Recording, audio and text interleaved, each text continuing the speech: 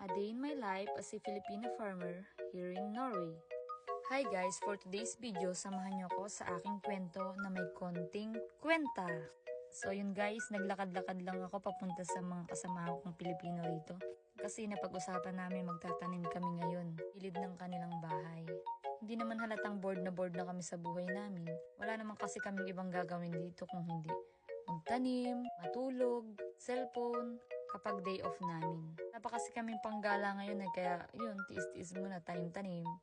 Kasi nagsisimula na yung summer dito. Makakapagtanim na kami ng mga gulay na pwede naming lutuin sa mga susunod na araw.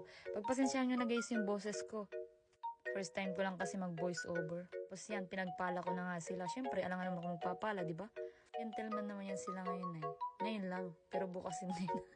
Ang itatanim nga pala namin dyan ay okra, sili at talong. Nag-try naman na kami nagpunla at may nabuhay naman dun sa aming bahay. So yun, nagbibiruan pa sila dyan na paano daw sila pagpapawisan ay ang lamig-lamig. Kaya kahit anong hukay nila ay hindi sila pinagpapawisan. So yun guys, sinimulan ko na taniman kasi napuno naman na nila yung box na pagtataniman namin. Kanya nga lang pala guys yung pinagtataniman namin na plot kasi hindi naman pwede kagaya sa Pilipinas sa gilid-gilid ka lang magtanim.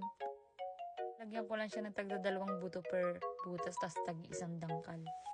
Okra pala muna ang una kong tinanim tapos sabi nila ipunla ko na lang daw yung sili at talong para itatransplant na lang nila.